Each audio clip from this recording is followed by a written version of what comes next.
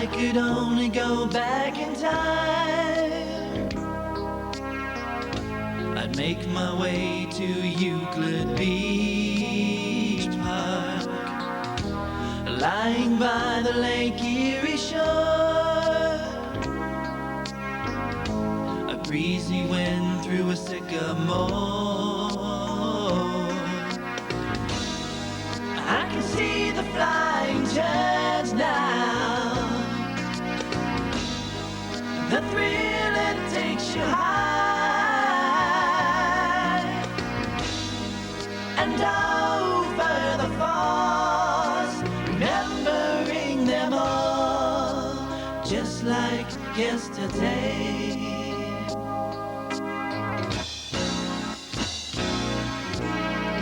I can see those simple things again, the popcorn balls and candy kisses. I can still hear laughing sound, and as a boy I wondered how. Let's ride the racing coasters, the great American racing derby,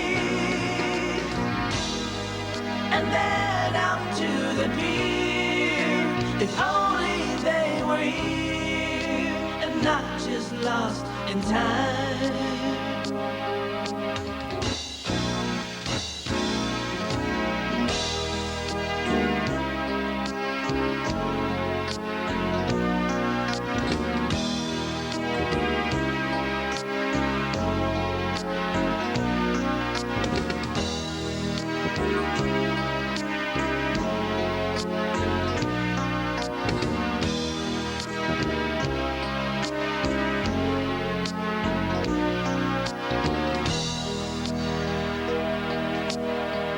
Folks dropping by the old dancing hall,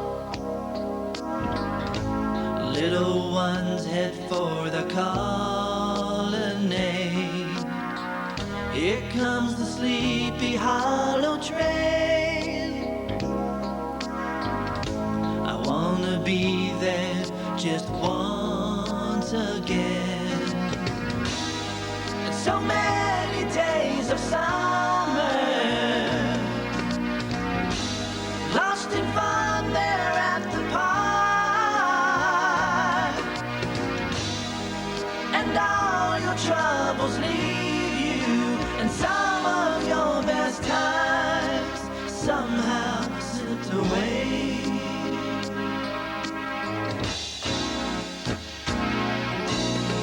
I still wanna see the rocket ships fly, and the carousel or two, and the arch that stands today. It's sad in many ways to think those days are gone.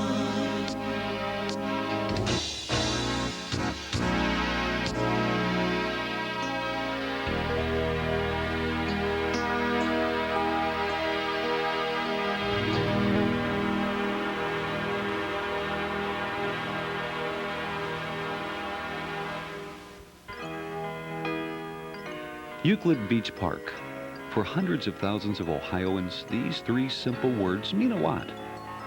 Rarely do you witness such a flood tide of emotion resulting from the mere mention of a place. Perhaps that is so because Euclid Beach Park was more than just a place. It was a time when life seemed slower, less frenzied, a time when families had a place to call their home away from home, and a time when traditions were strong and less complex. For most, remembering Euclid Beach Park is a simple matter of closing one's eyes.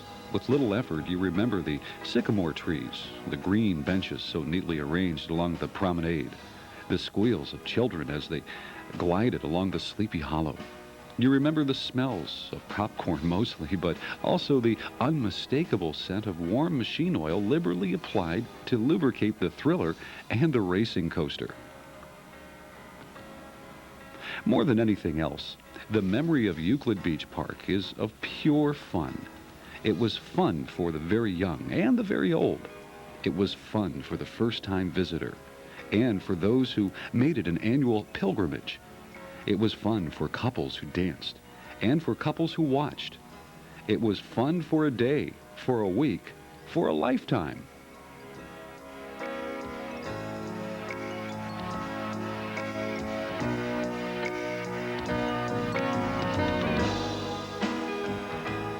Every time I come down to State Park, I'll take my dog for a walk there. I see spots where it brings back memories to me. I can even hear them and see them actually in memories, the dancing and the music and the aerial dips and the places where this was and where that was. It's a sad thing. It's really sad to see something leave that was such a good park like that and just have memories of it. Many of you people probably remember the Loganberry drinks and the hot dogs and how good they were, and the popcorn and the candy kisses. It was great. It was great. And Laughing Sal, I laughed just to see the people laugh at Laughing Sal. she was really funny. And some of the people, you could just sit down on a bench there and just watch him, and you've had an entertainment for yourself. It was really good them days. The history of Euclid Beach Park is wrapped around a popcorn ball and the twists of fate that led Dudley S. Humphrey and his family to Ohio. What began as a simple idea, selling popcorn on a Cleveland street corner, grew into a successful family business and eventually led to ownership of Euclid Beach Park.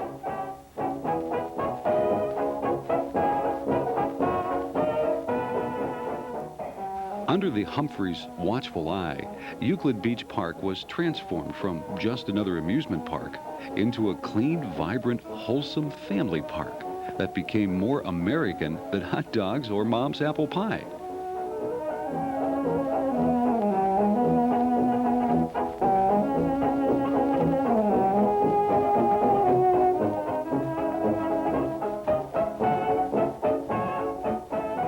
From the outset, the Humphreys knew that making park visitors comfortable was the best form of advertising they could offer.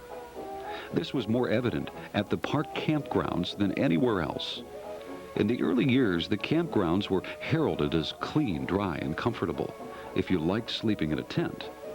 By 1915, the Humphreys added a series of concrete cottages that made a week's stay at the park not only possible, but downright enjoyable.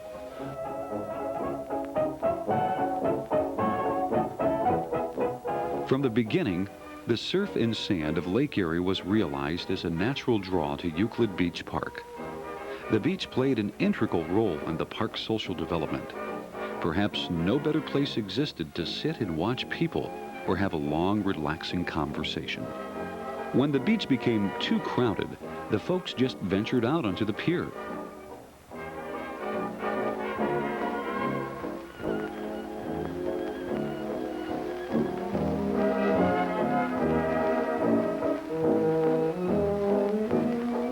The pier, a fixture at the beach since its inception, spent each winter fighting off the mighty power of Lake Erie. And while the lake tried to turn it into rubble, the pier hung on and was back in service each spring.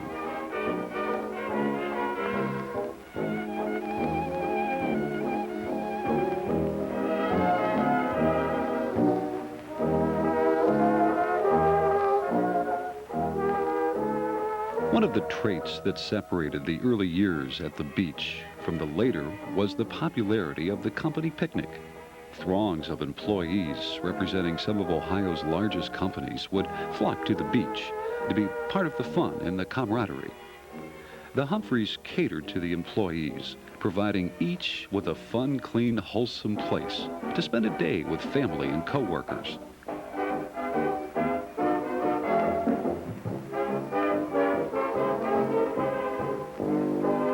It was at a company picnic that the idea for a kids' candy scramble was born. Simple in form, the results were never disappointing as kids scrambled to capture a piece or two of their favorite treat.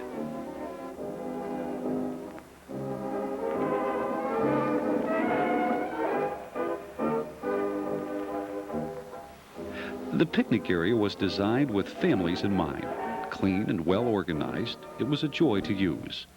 Many a family reunion unfolded at the beach each year.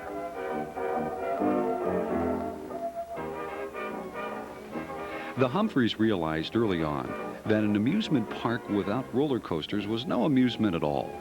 Dating back to 1896, when the Switchback Railway made its debut, Euclid Beach Park was home to more than its fair share of coasters over the next 60 years. By 1904, the Switchback was dismantled and another coaster was constructed in its place, the Figure 8. The Figure 8 was just that, a figure 8, and like its forerunner, it was a gravity ride coaster. In 1907, the Scenic Railways coaster was added. It was the first to use cables to draw coaster cars up the first hills and included brakemen who rode the coaster to control its speed. Later, the aero dips would occupy the space formerly reserved for the Figure 8 and thrive until 1965.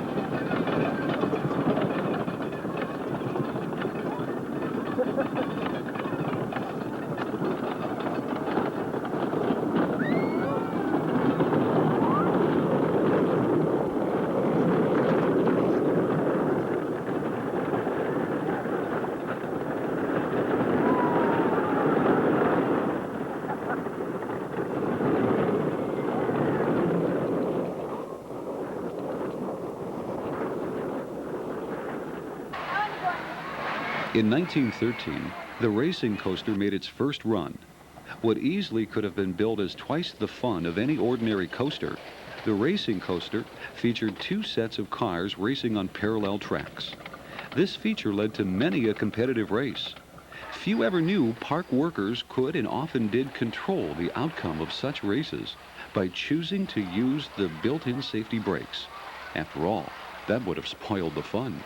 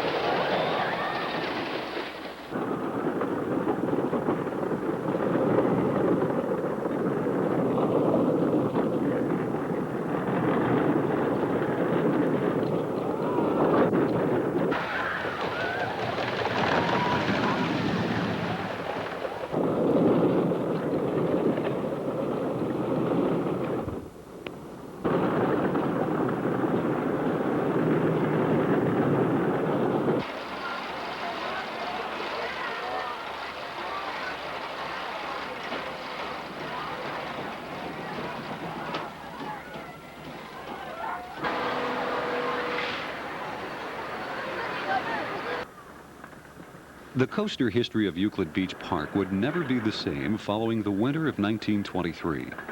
During the off-season, plans were drawn up and construction was underway on the Thriller. Designed for speed, the Thriller's highest point measured an unheard of 71 feet 5 inches. The Thriller, advertised as safe but strenuous, certainly lived up to its billing. It packed a punch. For those who rode it, mere words cannot describe what happened to their stomachs somewhere between the top of the first dip and the bottom of the second. Invariably, though, your stomach did catch up with you.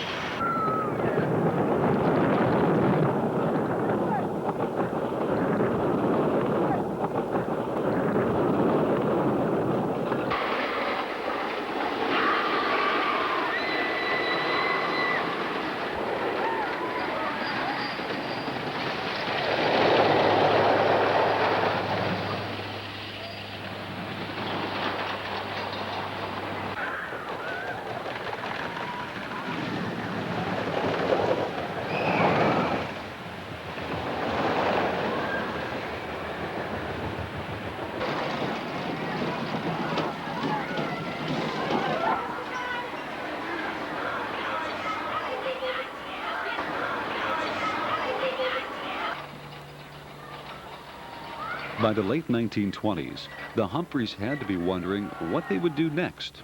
How could they top the Thriller? Never fear, for a new and even more popular ride was conceived, constructed, and unveiled just in time for the 1930 season. It was called the Flying Turns, and its popularity challenged the supremacy of the Thriller as the park's most talked about amusement attraction.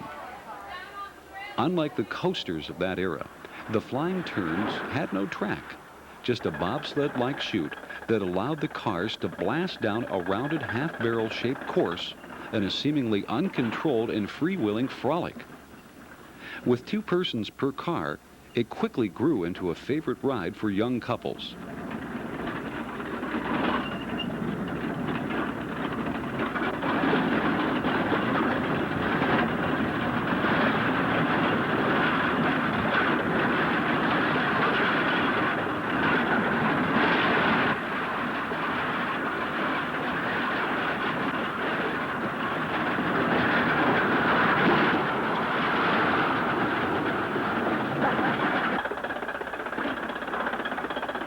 The Flying Turns was a fun ride to operate. One of the highlights, of course, was the fact that you people were messy and you lost everything. I'm saying hats, glasses, glass eyes, false teeth, hair pieces, and if you owned it, you lost it. And I might like to add at this point that I want to thank you because a lot of you lost an awful lot of money on Euclid Beach Park as Flying Turns. And there were many days as a ride operator I made more money in the barrel, finding money in the barrel and in the car seats than I did in my paycheck. Well, one of the fun things about growing up in Euclid Beach Park as a child of a park employee, that we children had these rides to play with. We played hide and go seek and tag and various other things, just like the average kid did, but we had the rides to do them on. My 2 sisters were the first to learn how to roller skate down the Flying Turns. I got blamed for it because the steel wheels on the outdoor skates in those days put scratches in the barrel, and Fred Greenway wasn't the least bit happy about it. But anyway, after having gotten indoor skates, we continued to roller skate down the Flying Turns. We learned how later to do bicycles, ice skates, wagons. It was great fun being raised in Euclid Beach Park. And it was even more fun working for the park. While speed, thrills, and chills were the drawing card for most amusement parks, no park could be complete without a gentler mix of rides and attractions for the more meek of heart. As with most things, the Humphreys understood this concept very well. In 1903, the legendary Flying Ponies was erected. What made the Flying Ponies so unique was its design. Unlike earlier carousels, the Flying Ponies featured carved wooden horses that were suspended from the top of the ride. The Flying Ponies were also allowed to swing outwardly as the ride made its circular path. It was this action that led to the name Flying Ponies. Without a doubt, the grandest of all Euclid Beach Park carousels was simply known as the Carousel. Built by the Philadelphia Toboggan Company, the carousel was strategically placed at the hub of the park. This remarkable creation featured 4 rows of wooden horses that seemed to grow more lifelike with each rotation. Just one look at the details of the fantastic chariots, and you knew the carousel was molded from the hands of true craftsmen.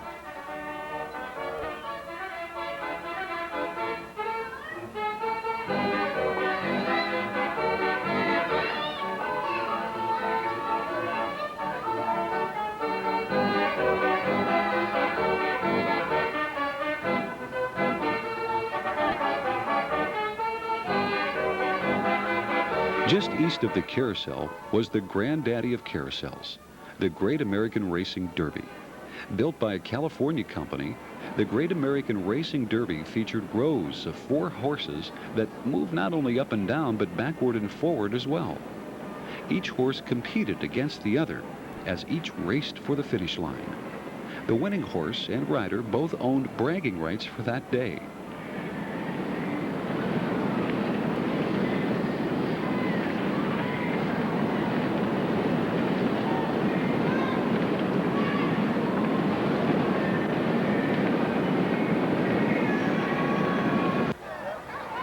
The Humphreys always had an abundant number of rides that catered to their slightly more tender patrons. There was the Colonnade, which housed the Kittyland, a magical place where little people ruled the roost. Kittyland was really a park within the park, since most of the rides imitated the park's larger rides.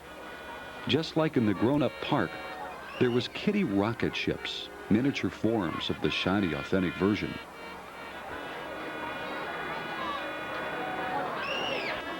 Who can forget the helicopter ride, which let young aviators try their hands at being pilots?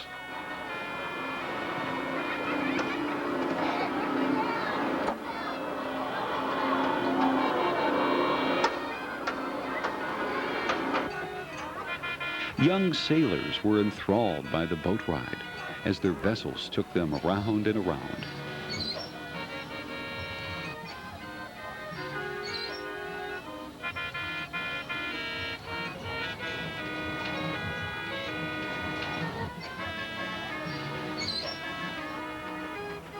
There was the kiddie pony ride with majestic carved ponies that pulled kids around the circle.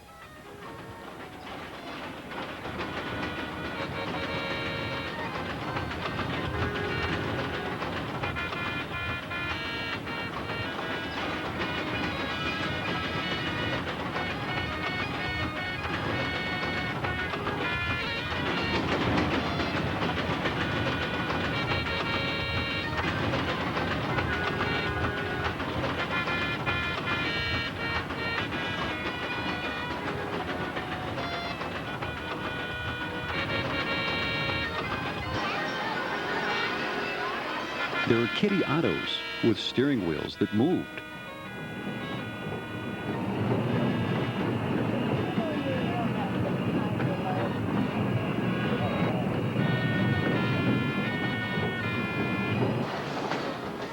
The kiddie whip was the junior copy of the larger ride that often served as the introduction to a lifetime of amusement park fun.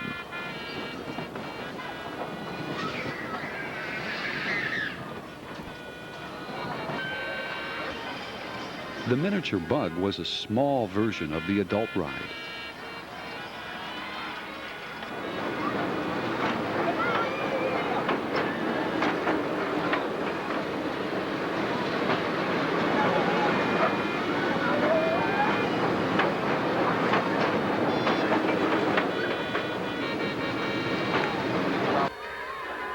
Youngsters mounted their wooden horse and instantly transformed into rootin' tootin' cowboys on this ride.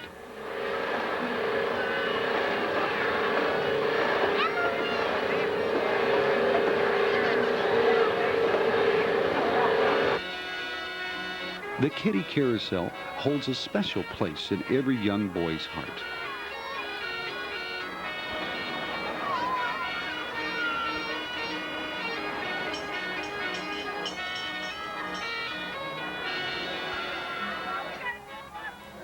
Outside Kittyland were more rides just for toddlers.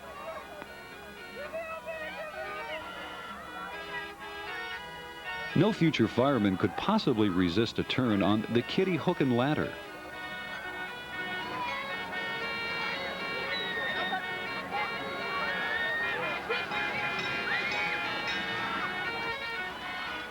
On the hand cars, you put your own muscle power to work, cranking your car around the circular track.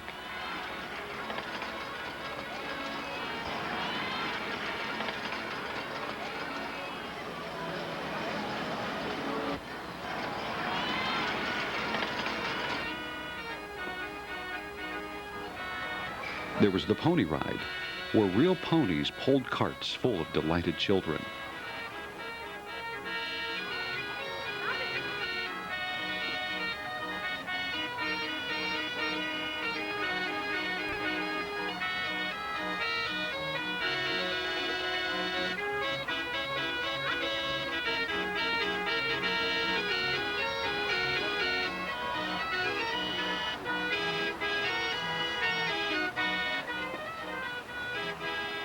There was the kiddie over the falls that included a small hill and mini plunge at the end.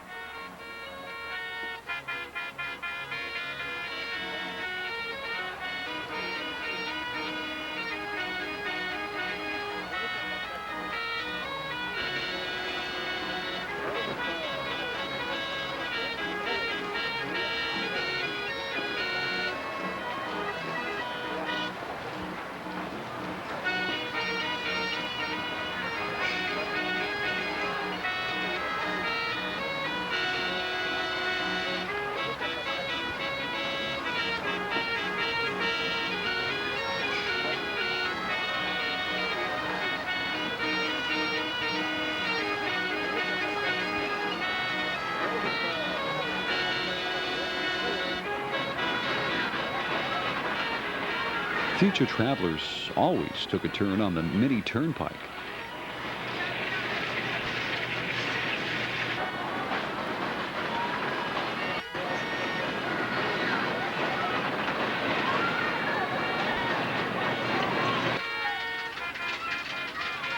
Kids eagerly awaited a ride on the famous Sleepy Hollow train.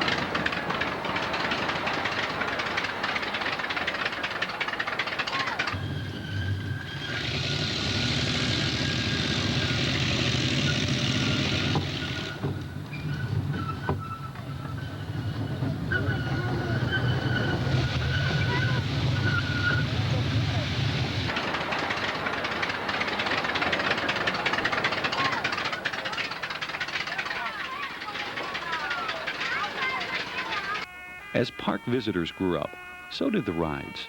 One ride that was either billed as a must-do or must-avoid was the bubble bounce. And while it had little to do with bubbles, it had everything to do with bounce. Later, the bubble bounce was replaced by the rotor, where watching was almost as much fun as riding.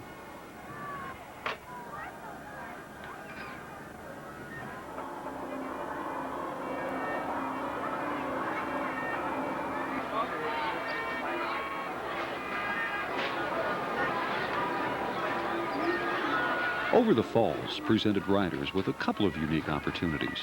On hot summer days, you looked forward to the cool splash at the end of the ride. And on any day, you looked for the chance to steal a kiss before you emerged into daylight.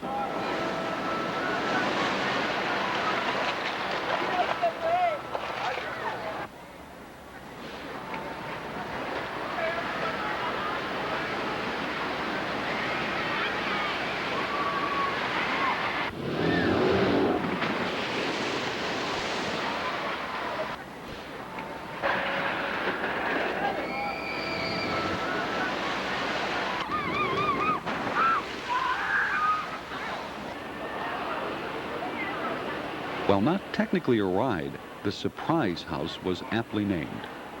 Designed to distort your senses, the surprise house rarely disappointed. slanted rooms, moving staircases, and of course, Laughing Sal.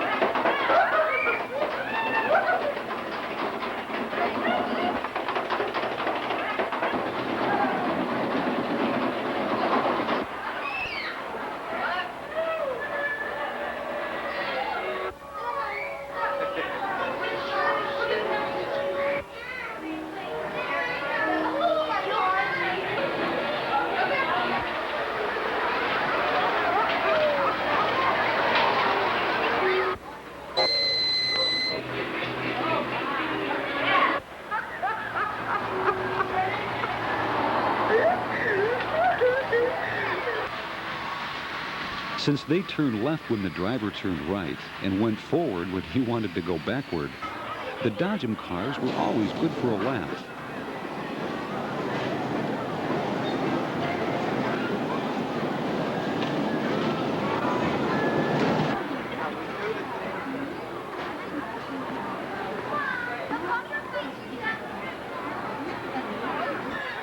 The Rocco planes looked like a Ferris wheel, but wasn't nearly as tame. The laugh in the dark was so very memorable, it took you all day to forget what you saw. Ghoulish figures greeted your arrival and pestered you throughout.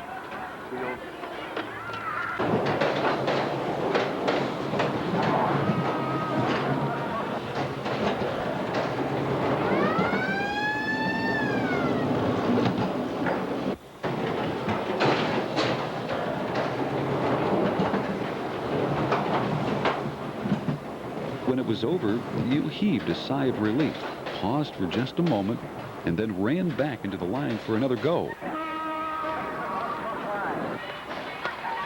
People remember the laugh in the dark as the longest lasting ride in the park.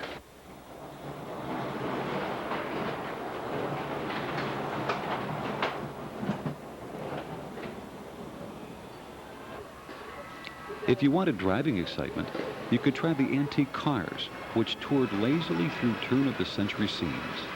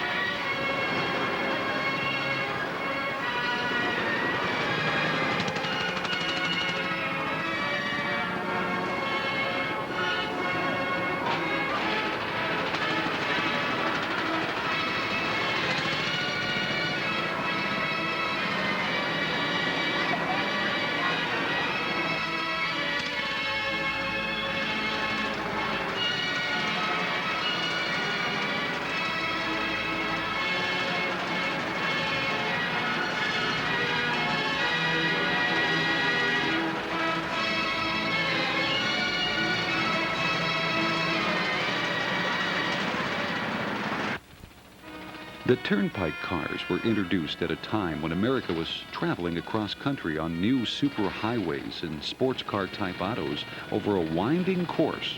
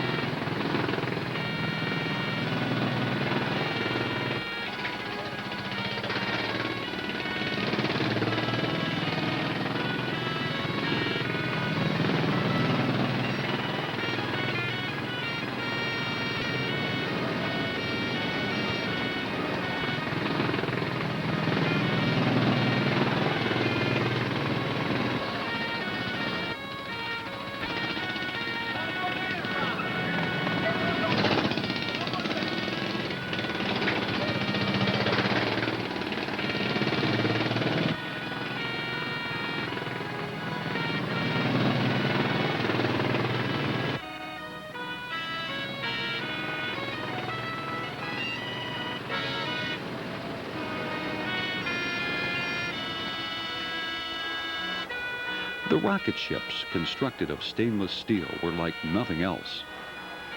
Introduced during the Flash Gordon Buck Rogers era, the circular ride was an instant favorite.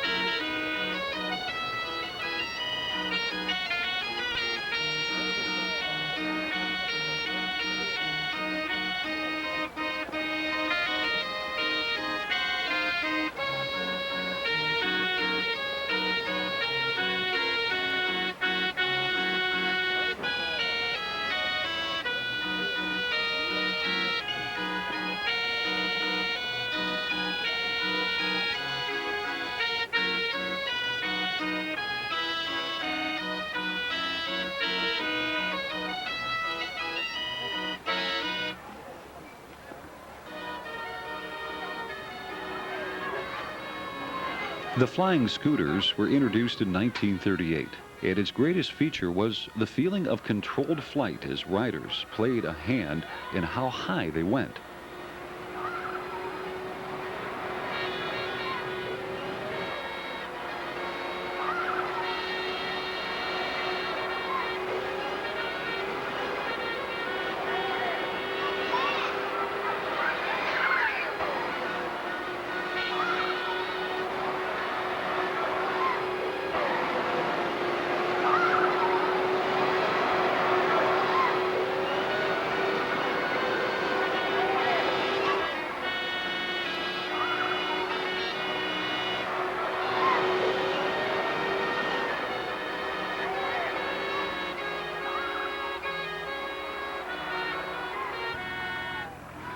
For a quick tour of the park, you could hop on the auto train.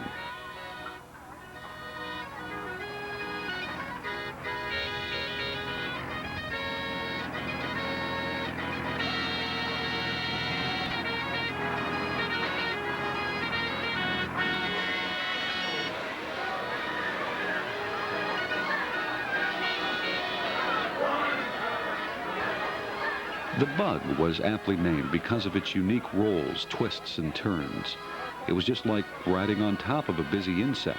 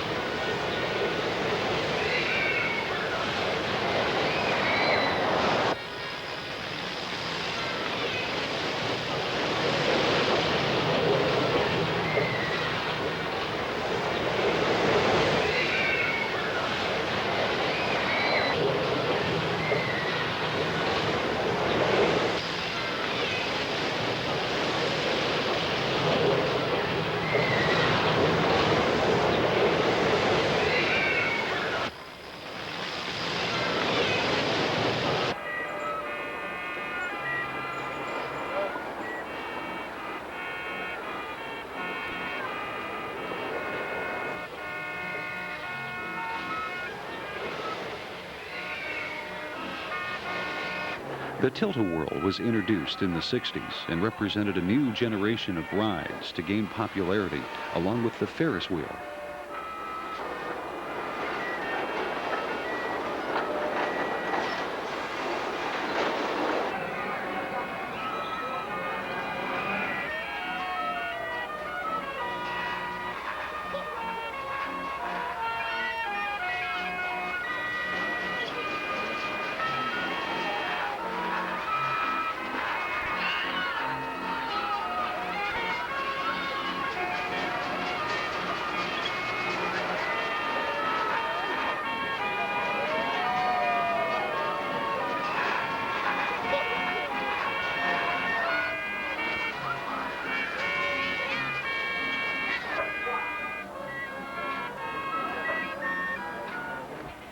Also in the 60s, the Scrambler replaced the Rockoplanes.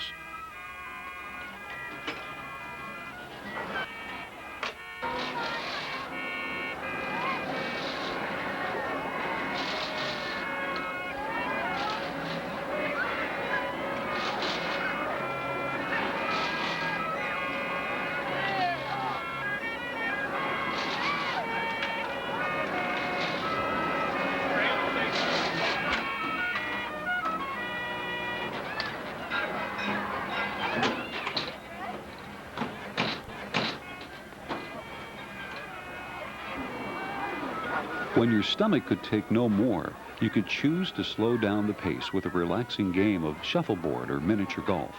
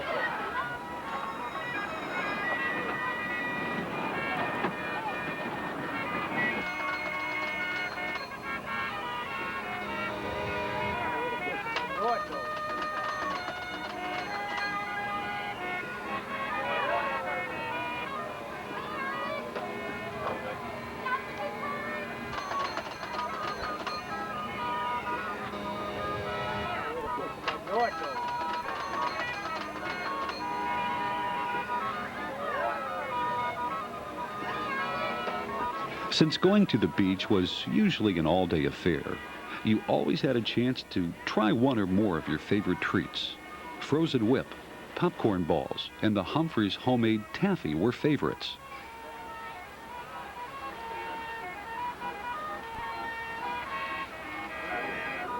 While Euclid Beach Park was certainly gone too soon, it's the memories that keep it alive.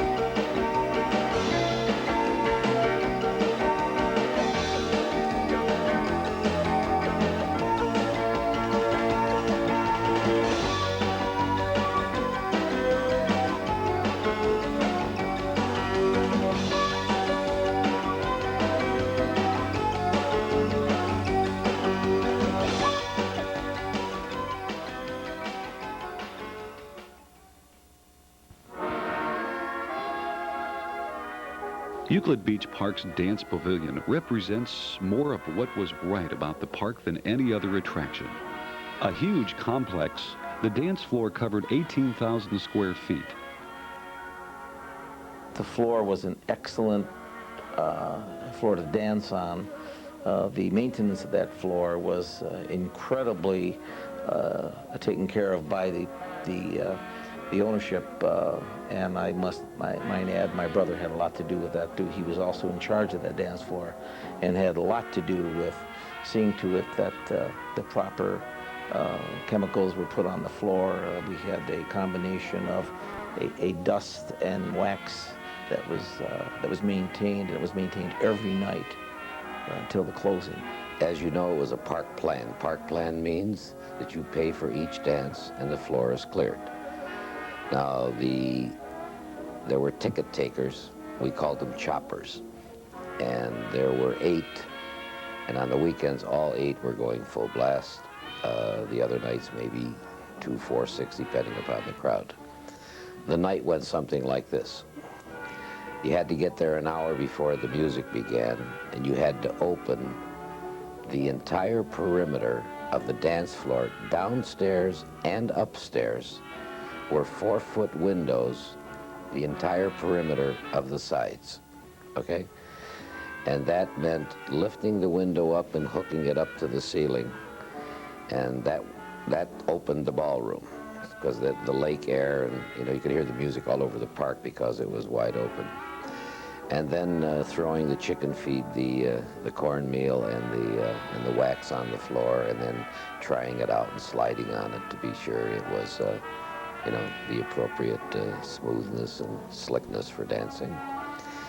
And then the people, as they came through the choppers, would go out and dance, pay their tickets, and then as the music was nearing the end, and then 2 men would come from the extremes of the sides of the front of the dance hall, and they were pulling retractable ropes. They would lock their arms and then walk down the middle, which formed this big V for all the people to exit. And as they broke those arms, the band started the next tune. And then they'd have to come right back in, pay their 2 tickets, and go out again. Many a romance was launched on the pavilion dance floor as the warm summer breeze brushed the sycamores and a full moon glistened off the shimmering lake. It was just a wonderful meeting place. And as I mentioned before, probably 1/3 of all the people married in Cuyahoga County met their spouse there. From the first note played by John Kirk and his orchestra in 1895, 9 different band leaders controlled the baton at the dance pavilion.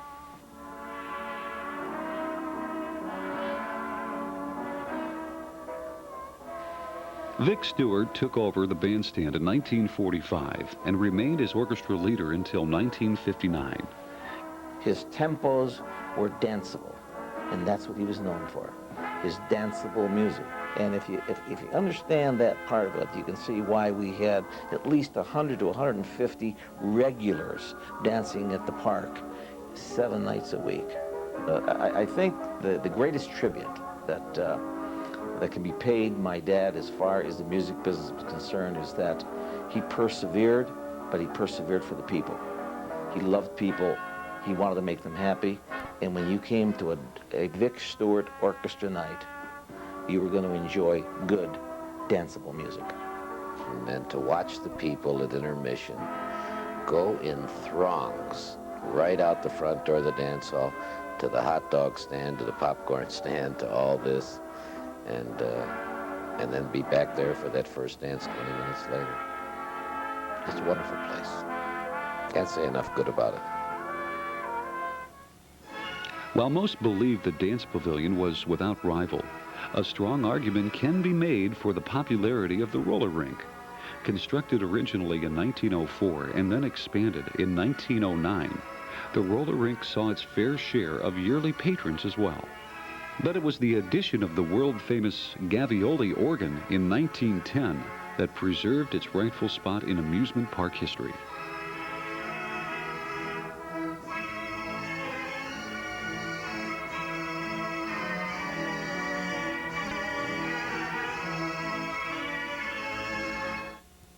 For most, Sunday, September 28, 1969 holds little significance. Many say the end was inevitable. The beach, after all, was just another victim of the 60s, and the 60s forever changed most of America. Still others argue that Euclid Beach Park would have, could have, should have survived the turbulent 60s. But in the end, the grand old lady was silent, calmly awaiting a fate she seemed to somehow understand.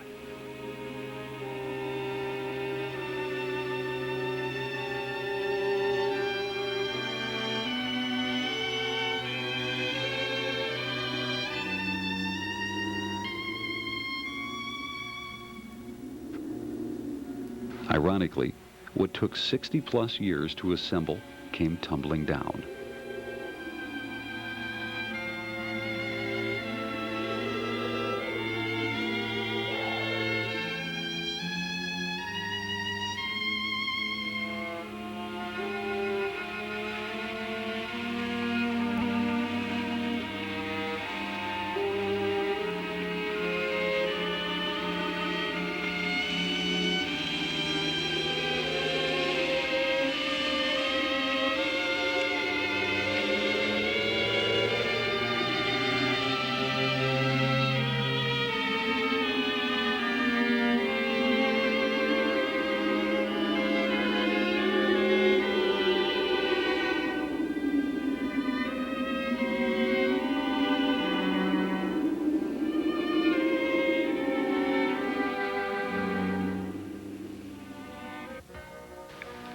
The screams of joy, the smell of fresh popcorn, the distant strain of a favorite melody were all muted by a disorder called progress.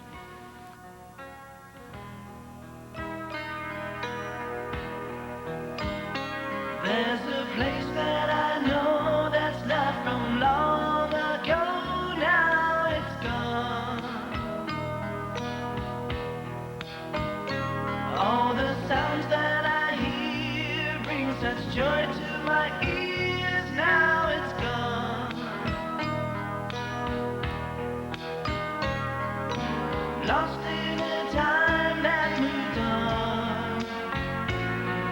But somehow those feelings I long, the child inside us all will go on. It's a carousel dream that's been lost in between all our lives. When you just realize that it's gone from your eyes, now it's gone. Lost in a time that moved on. But somehow those feelings I long, the child inside us all will go on.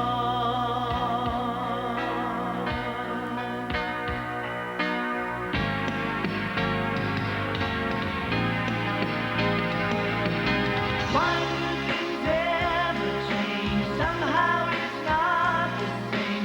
Take these last memories. It's a part of life I love so, and don't want to let it go with time. And it's so easy to lose one day, leave it behind your way, find it all over again. Oh, those were the days we missed, a dream and a wish away.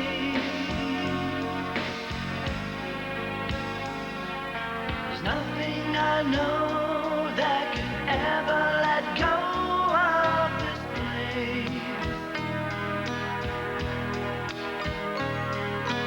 Holding on tight to a feeling I might find this place. Lost in a time that moved on.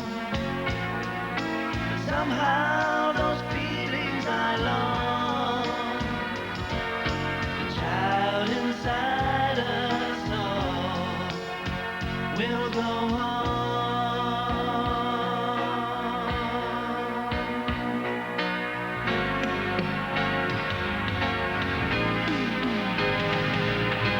Why do things ever change? Somehow it's not the same. Take these last